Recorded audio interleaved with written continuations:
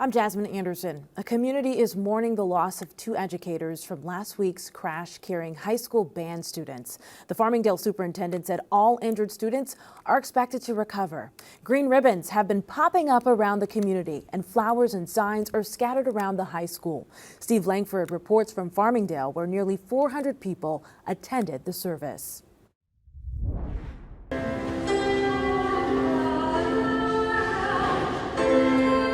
A week ago, Beatrice Ferrari was here at Sunday Mass at St. Killian Church in Farmingdale, chuckling over an outburst by her own young grandson during the service. We made a good laugh out of that. It was a joyful moment. Reverend George recalling that moment in his sermon Sunday, 3 days after band camp chaperone Ferrari and Farmingdale High School Director of Bands Gina Pelletier were killed when the charter bus full of students they were taking to Pennsylvania crashed on the way there. We have lost a great soul, and we pray for her soul, that God will number her together with Gina among the community of the saints. Patty Baker, who remembers sitting behind Ferrari and her family here at Mass last week, was just one of about 450 worshipers who turned out to honor the two educators at this 9:30 a.m. service. It's that sense of coming together and camaraderie and just helping one another and standing behind each other. We're all wearing ribbons in tribute. We're just keeping Farmingdale in our thoughts. At Copeg High School Sunday, about 1,000 performers in the annual tournament of bands paid tribute to Ferrari and Pelletier in a moment of silence. I knew Gina Pelletier. We went to college together, and it's tragic. It is a loss felt deeply, even beyond those who knew the two educators. I'm very upset, and I pray the Lord that doesn't happen again. The funeral for the chaperone is Wednesday, the Mass for the Director of Bands Thursday. Steve Langford for NewsdayTV. Stay with Newsday for continuing coverage of the deadly bus crash. To read the latest on Newsday.com, click Get More below the NewsdayTV video box. The restaurant where over 24 people got food poisoning will permanently close today. Kumo Sushi and Steakhouse in Stony Brook announced its closure on Facebook. At least 28 people got sick after eating there. A Suffolk County spokeswoman said rice was the cause. 2 people that ended up in the hospital are suing. If you feel like your LIRR commute's been delayed more than usual, you're not alone. Alfonso Castillo has what's causing these delays and how the MTA is responding to it. On time. Those are 2 words that Long Island Railroad riders love to see.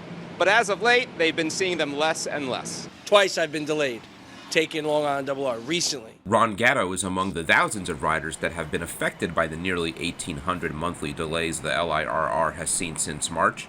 That's more than double the average from the prior 12 months. It's frustrating because you prepay, you get your ticket, you're waiting, it doesn't come. The skyrocketing delays are due to a number of factors, including more people using the LIRR to get to concerts and sporting events, and the railroad running many more trains since the launch of full service to Grand Central Madison in March. I'm unsurprised that it's taken us a little while to adjust and adapt and figure out how to manage 900 trains a day, 900 plus trains a day instead of 600 plus trains a day. But that's something that everybody is closely focused on. Another key driver of delays, issues with track switches, like the one that caused a train to derail near Jamaica in August. That contributed to 2,100 late trains that month, the most in 3 years. Ethan Burke was among the riders caught up in those delays. That made me like an hour late to my shift, so I had to tell my manager and everything. Luckily, my manager isn't really too hard on me, so he understood the whole situation that I take the train, but for others, their manager might not be so forgiving. Another big factor in the increase in the number of late trains is a big increase in the number of people riding them. Weekday ridership is up to close to 70% compared to pre-COVID levels, and it's nearly 100% on weekends. For Newsday TV, I'm Alfonso Castillo. For more on the LIRR delays, click Get More below the Newsday TV video box on our homepage.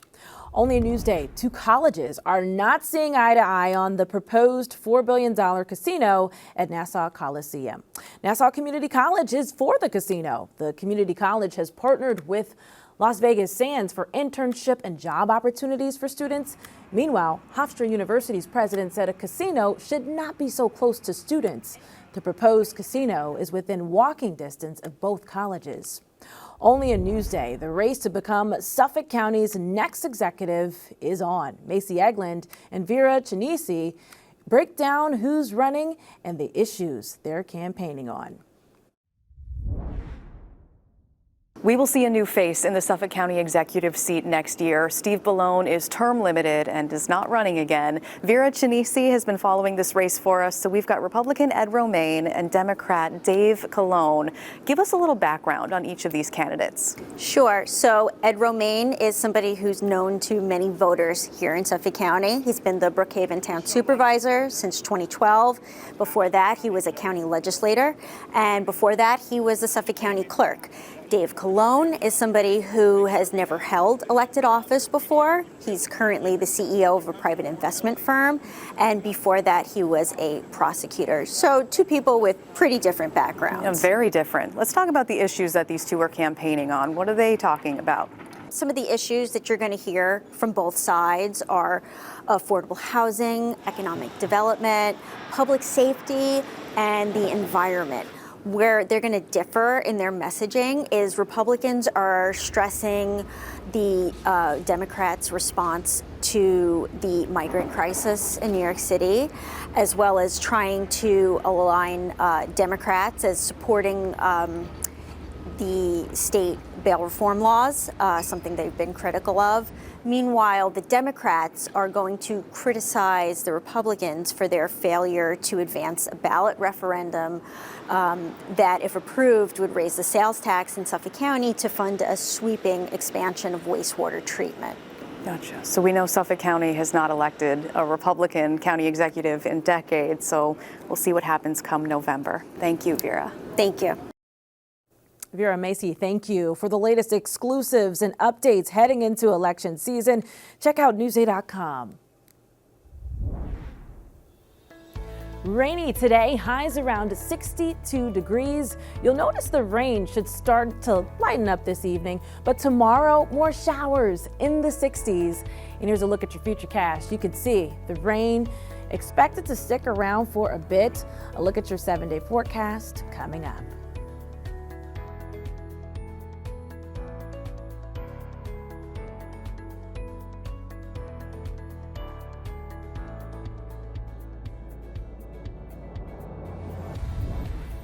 JackoLantern Blaze is back. Elisa DiStefano went on opening night for a look at what's new in a story you'll see only in Newsday.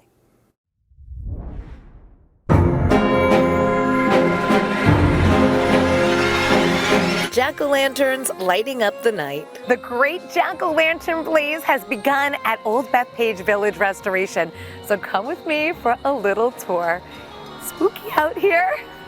Walk through the pumpkin portal and you'll see artisan-carved illuminated jack-o'-lanterns everywhere you look. We do things that nobody else does with pumpkins. We do these huge constructions where it's not just single jack-o'-lanterns. We have a lot of movement. We have synchronized lights and music.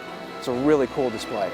It's a postcard from Long Island, a love letter to locals celebrating our history, landmarks, and legends in the Long Island Hall of Fame exhibit. Looking good, Billy. For the first time this year, you could watch professional pumpkin carving. And there are brand new displays that will take you under the sea and to a circus sideshow. And the fan favorites are here too, like the giant spider web. There are plenty of Halloween scenes in the 19th century village. Legend has it the Hewlett House is really haunted, so let's keep moving on the path. There are over 7,000 jack-o'-lanterns on the half-mile loop. It will take about 45 minutes to walk, a little longer if you stop for photo ops. The blaze runs through November 5th, so be sure to get here before time runs out. Elisa DiStefano, NewsdayTV. Spooky season is here. Read more about the great jack-o'-lantern blaze on Newsday.com. Click Get More below the Newsday TV video box.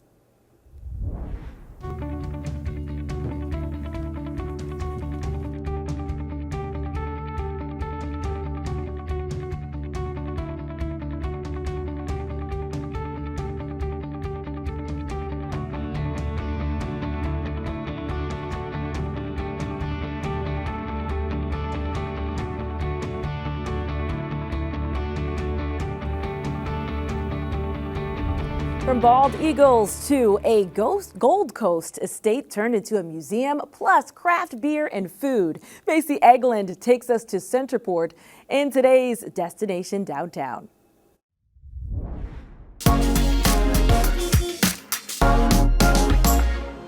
Centerport is a small North Shore community with a lot to offer. They might be best well known for being home to a family of bald eagles, which nest here every year. You'll often find a row of photographers trying to get the perfect shot. Centerport is also home to the Vanderbilt Museum. This year was our busiest year ever to date. This Gold Coast estate dates back to 1910. It began as a small cottage and over the years grew into this 24-room Spanish Revival mansion overlooking the water. This was the Vanderbilt family's summer estate, called Eagle's Nest because of how many you'll see around here. And until April next year, check out works by Wendy Klemperer. This is the Vanderbilt Museum's first ever outdoor exhibit featuring these incredible works of art. 36 sculptures depicting both real and fictional animals, and you can see all of them as you explore the 43-acre property. It's just a very special place to come and relax for the day. Brand new in Centerport is U.S. Brews. It's a combination of music, food, and beer. This bottle shop sells and serves a wide variety of craft beer from around the region, along with other top-rated brews. You can buy them to go or stick around and enjoy a drink from one of their 20 taps in this family-friendly tasting room. They also offer a full menu of appetizers and snacks. Good like bar snack food type thing. Things you can pick on while you're drinking. Yeah. Share. My wife's buffalo chicken dip is on the menu, and that's like a good thing for people to share. If beer isn't your thing, they also have ciders and local wines, along with gluten-free food, plus live music at least 2 nights a week. I've been in this community my whole life, and now to be here with a place like this serving the local community, I'm beyond proud. A perfect place to relax by the fire as summer shifts to fall. Reporting for NewsdayTV in Centerport, I'm Macy Egeland. So much to do. For more on Destination Downtown Centerport, go to Newsday.com, click Get More below the NewsdayTV video box. Working in journalism, I think you experience the world in a really different way than people in other professions do. I find it very satisfying to learn about things and get to tell other people about them. Newsday, covering Long Island like no one else can. I'm Jasmine Anderson. Thanks for watching. We'll leave you with a look at your hyperlocal 7-day forecast.